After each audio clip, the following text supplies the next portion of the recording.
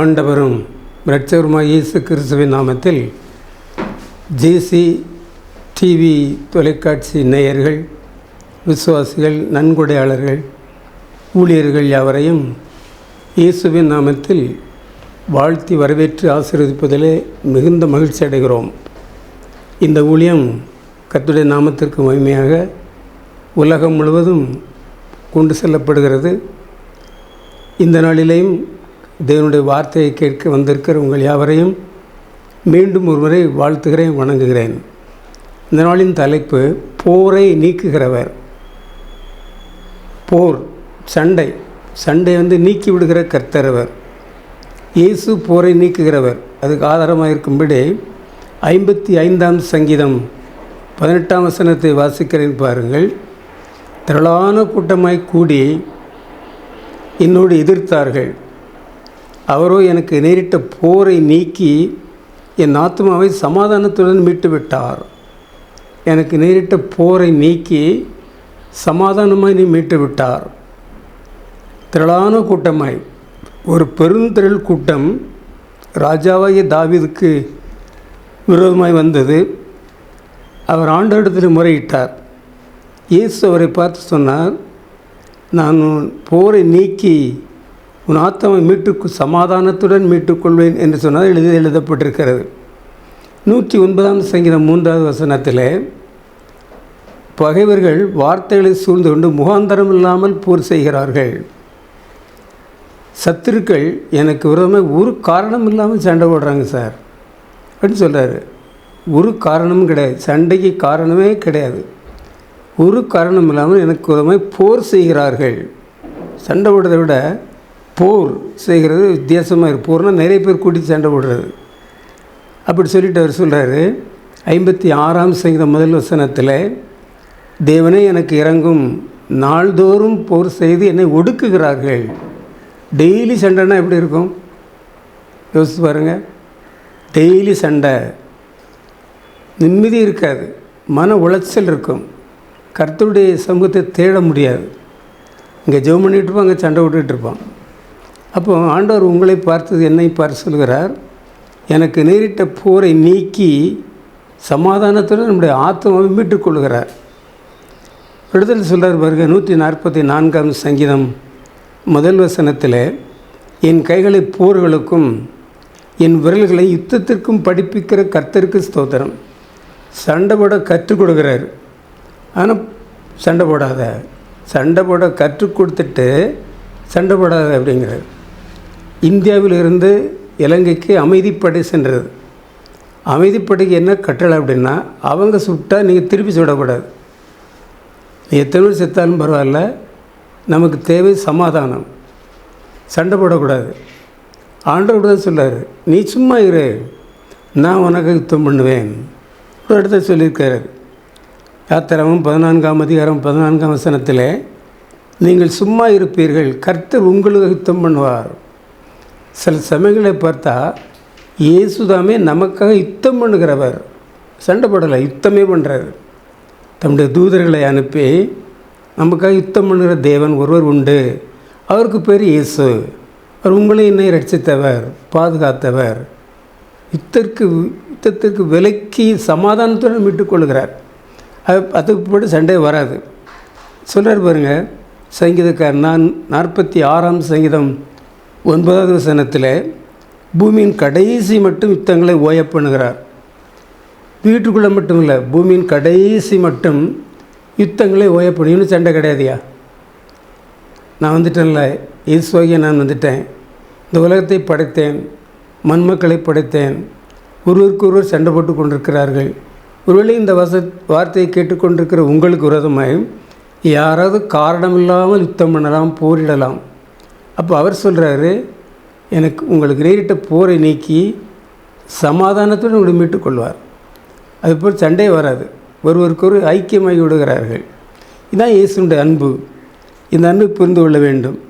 அது சொல்கிறாரு உபாகமம் 2ஆம் அதிகாரம் 4-5 வசனங்களிலே, யூதா உங்கள் சகோதரர், ஏசா உன் சகோதரன், அவனோடு போர் செய்ய வேண்டாம். ஏன் போர் செய்ய வேண்டாம்? அம்மோன் புத்திரரோடும் மோவாபியரோடும் யுத்தம் வேண்டாம் சொல்கிறார். அம்மோனியரும் மோவாபியர்களும் சகோதரர்கள், தகப்பனுக்கும் மகளுக்கும் பிறந்த சந்ததி. அவங்க அம்மோனியர் மோவாபியரும் 10 தலைமுறை மட்டும் என்றைக்கும் கர்த்தருடைய சபை உட்படலாகாது. அவங்களோட போய் இங்கே சண்டை போட வேண்டிய அவசியம் இல்லை.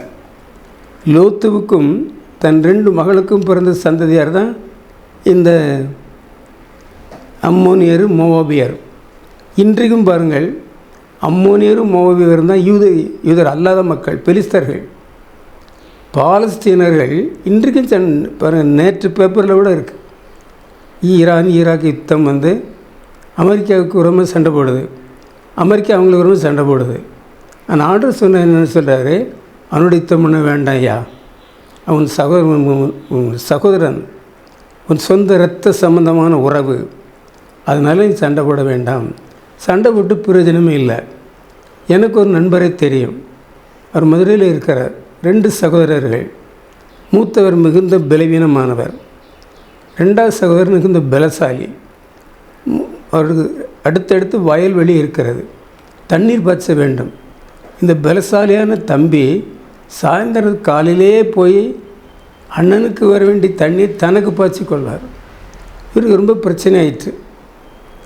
பாஸ்டர் ஏட்ட சொன்னாங்க. பாஸ்டர் என்ன சொல்லார், ஜெபம் பண்ணணும் அப்படின்னாரு. ஜெபம் பண்ணாங்க. 4 நாள் பிரச்சனை, பயிர் வாட ஆரம்பித்து விட்டது. இவருக்கு அண்ணனுக்கு பயிர் வாட ஆரம்பித்து விட்டது. தம்பி பலசாலின்னு சொன்னாங்களே. அப்போ ஆண்டவர்கிட்ட கேட்டார், ஆண்டவர் நான் இவனை கொல்ல போகிறேன் அப்படின்னாரு. இப்போ கொல்லாத, நீ ஒன்று செய்ய, ஓன் தண்ணியை மறுபடியும் அவனுக்கே பாய்ச்சு. என் பயிர் வாடுறது என் தண்ணி அவனுக்கே பாய்ச்சுன்னு சொல்கிறீங்களே, என்ன நியாயம்? காலையில் திரும்பி பார்த்தால் அவருடைய தண்ணியை தனக்கு பாய்ச்சி இருக்கிறார். உடனே அதிர்ச்சி ஆயிடுச்சு. சரி, நம்முடைய உடன்பிறந்த சகோதரன், நம்மளை பகைக்கிறோம், அவனுக்கு கெடுக்கிறோம், ஆனாலும் அவர் நமக்கு தான் தண்ணி பாய்ச்சிருக்காரு. வீட்டில் போய் காலில் விழுந்துட்டார். சொன்னானே, தம்பி நீங்கள் வர வேண்டாம், வயல்வெளிக்கே வர வேண்டாம், நானே பயிரிட்டு பயிர் செய்து அவனுடைய லாபத்தை உனக்கே கொடுத்து விடுகிறேன், எனக்கு வேண்டாம். அது இப்போ நிரந்தர தீர்வு கண்டது. ஆண்டவர் சொல்கிறார், உங்களையும் என்னையும் பார்த்து நீங்கள் சண்டை போட வேண்டாம், சகோதரர்கள் ஒருமித்து வாசம் பண்ணுங்கள், தான் நல்லது அப்படின்னு சொல்கிறார்.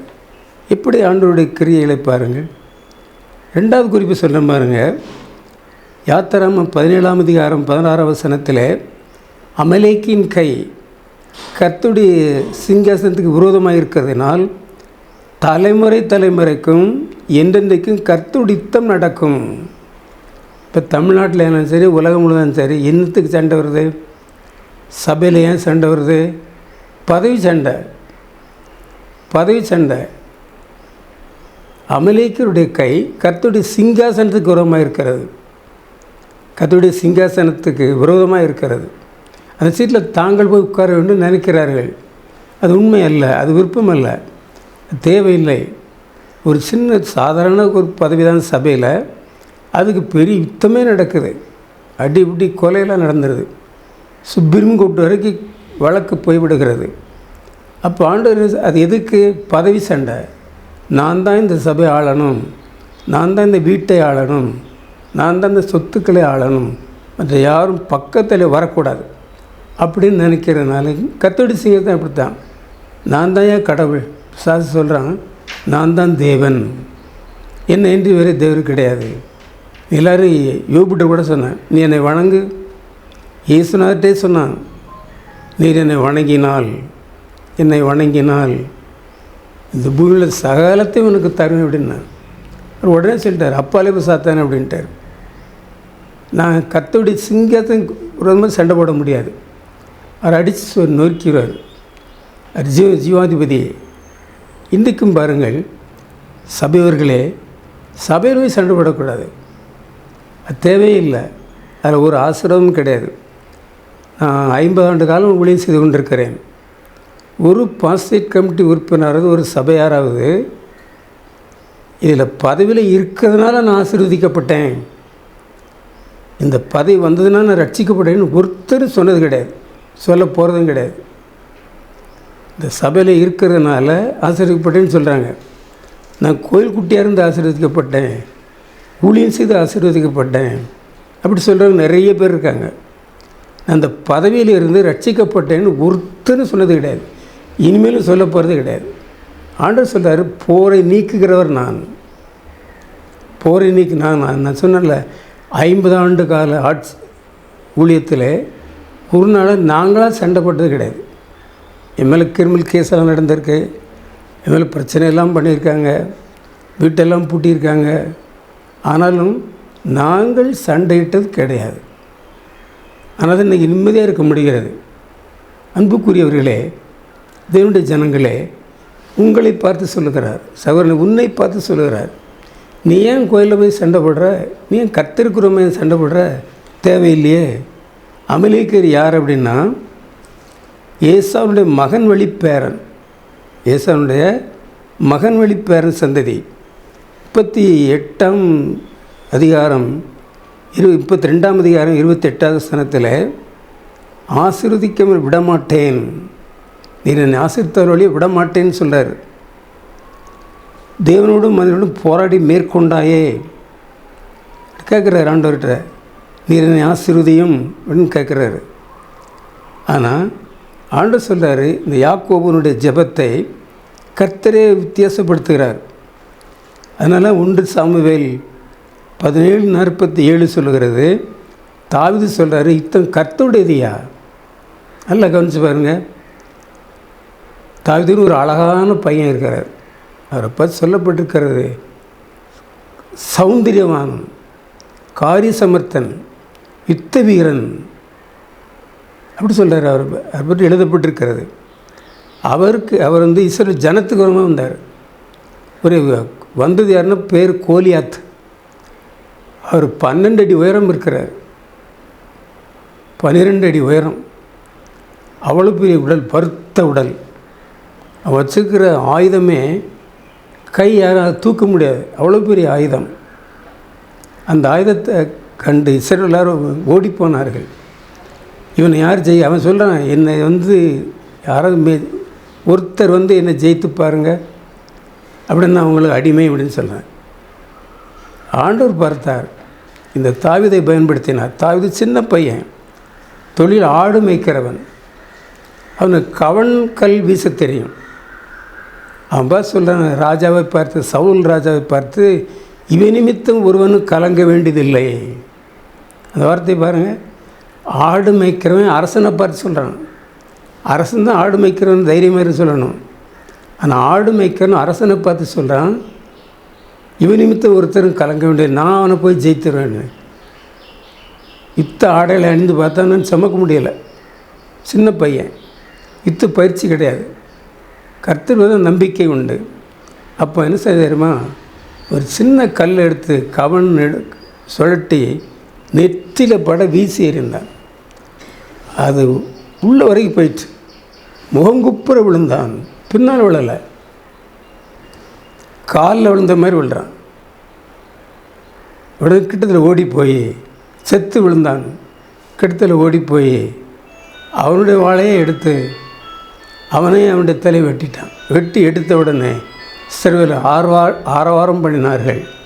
நம்ம ஆண்டவர் பாருங்கள், ஒரு பெரிய மனிதனை ஜெயிப்பதற்கு அதை விட மிகப்பெரிய மனுஷனை எழுப்புறது கிடையாது. நல்ல கவனிங்க, உங்களை ஜெயிப்பதற்கு உங்களை காட்டி 1000 மடங்கு பெரியவனை எழுப்புறது கிடையாது. உங்களை விட சின்னவனைத்தான் எழுப்புவார், அவன் தான் உங்களை ஜெயிப்பான். நம்ம சின்னவனாக இருந்தால் தான் மற்றவனை ஜெயிக்க முடியும். காரணம் என்னென்னா, நமக்கு பின்னால் இயேசு இருக்கிறார். இல்லையா? இதுதான் இயேசு. யுத்தங்களை, அதாவது யுத்தம் கர்த்தருடையது. ஒரு இடத்துல சொல்கிறார் பாருங்க, எரேமியா 50:24-25, பாபிலோனே, உனக்கு கண்ணி வந்தது, அகப்பட்டு கொண்டாய், பிடிபட்டு போனாய், கர்த்தருடன் யுத்தம் கலந்தாயே, கர்த்தருடைய யுத்தம் கலந்தாயே. கர்த்தர் தமது ஆயுதசாலையை திறந்து சினத்தின் ஆயுதம் எடுத்து கொண்டு வந்தார். அவர்கிட்ட ஒரு ஆயுதசாலை இருக்குது. இந்த உலகம் முழுவதும் ஆயுதசாலை எல்லா நாட்டிலையும் இருக்குது, நம்ம நாட்டிலையும் இருக்குது. நம்ம தலைக்கு மேலே பல நாட்டு தேசத்தினுடைய அணு ஆயுதங்கள் மேலே இருக்குது. திடீர்னு சண்டை வந்துன்னா அங்கேருந்து விழுந்துடும், உலகம் அழிஞ்சிடும். கர்த்தர் அப்படித்தான் அவருடைய ஆயுதசாலை திறந்து சினத்தின் ஆயுதத்தை கொண்டு வந்தார். காரணம் இல்லாமல் யாராவது நமக்கு ரொம்ப உங்களுக்கு ரொம்ப சண்டை போட்டால் கர்த்தர் தம்முடைய ஆயுதசாலை திறந்து, அவர்கிட்ட ஒரு ஆயுத சாலை இருக்குது, சினத்தின் ஆயுதை கொண்டு வந்து நமக்கு விரோதமாக இருக்கிறவர்களுக்கு விரோதமாக இருப்பார். மனம் கலங்காதருங்க. யார் நமக்கு உதவி செய்வது, யார் நமக்கு சண்டை போடுவது, யார் நம்மை காப்பாற்ற நினைக்கிறீங்களா? அது சொல்கிறாரு, யுத்தம் கர்த்தருடையது. இல்லையா? இன்னும் ஒரே ஒரு வார்த்தையை சொல்லி நிறைவு செய்ய விரும்புகிறேன். அதாவது நெகேமியா 4ஆம் அதிகாரம் 20 வசனத்தில் நம்ம தேவன் நமக்காக யுத்தம் பண்ணுவார், நம்ம தேவன் நமக்காக யுத்தம் பண்ணுவார். எரேமியா 1:19 சொல்கிறது, அவர்கள் உனக்கு விரோதமாக யுத்தம் பண்ணுவார்கள், உன்னை மேற்கொள்ள மாட்டார்கள், நான் உன்னுடனே கூட இருக்கிறேன். அன்புக்குரியவர்களே, நமக்கு விரோதமாக யாரும் சண்டை போட பிரச்சனை நினைத்தால் நமக்கு முன்னால் கர்த்தர் வந்து நிற்பாராம், இயேசு வந்து நிற்பார். அந்த இயேசு சொல்கிறார், என்ன சொல்கிறார் பாருங்க, அவர்கள் உனக்கு யுத்தம் பண்ணுவார்கள், யுத்தம் வரத்தான் செய்யும், உன்னை மேற்கொள்ள மாட்டார்கள், நான் உங்கூட இருக்கிறேன். உனக்கு யுத்தம் பண்ணுவார்கள், உன்னை மேற்கொள்ள மாட்டார்கள். இதுவரைக்கும் இந்த 50 ஆண்டு காலத்தில் என்னுடைய ஊழியத்தில் யாருமே என்னை மேற்கொண்டதில்லை. என்னுடைய உருவம் சின்னது தான், என்னுடைய கல்வி சின்னது தான், என்னுடைய ஜெபம் மிகப்பெரியது, நான் இயேசுவோடு நெருங்குவது மிகப்பெரியது. அதனால் ஒரு நாளும் ஒருவரும் எனக்கு யுத்தம் பண்ணினார்கள், விற்கப்பட்டு போனார்கள். இல்லையா? இதே ஆண்டவர் உங்களோடு இருக்கிறார். ஜெபம்மா. பரலோகத்தின் தேவனாகிய கர்த்தாவே, இந்த சந்தோஷமான நல்ல நாளுக்காய் ஸ்தோத்திரிக்கிறோம். நீங்கள் சும்மா இருப்பீர்கள், கர்த்தர் உங்களை யுத்தம் செய்வார் என்று சொல்லியிருக்கிறீரே, எங்களுக்காக யுத்தம் செய்யும்படி நாங்கள் ஜெபிக்கிறோம். நாங்கள் சிறியவர்கள், எங்கள் எதிர்க்கிறவர்கள் எங்கள் தலைமறையிலும் எண்ணத்தில் அதிகமாக இருக்கிறார்கள், ஆனாலும் எங்களுக்கு ஜெயம் உண்டு என்று சொல்லியிருக்கிறீர். திடன்கொள்ளுங்கள், உலகத்தை ஜெயித்தேன்னு சொன்ன கர்த்தர் எங்களுடைய வீட்டுக்குள்ளே, எங்களுடைய சரீரத்துக்குள்ளே வாரும், எங்களை பலப்படுத்தும், எங்களை ஆசீர்வதியும். இயேசுவின் நாமத்தில் ஜெபிக்கிறோம் பிதாவே. ஆமேன், ஆமேன். நன்றி, வணக்கம்.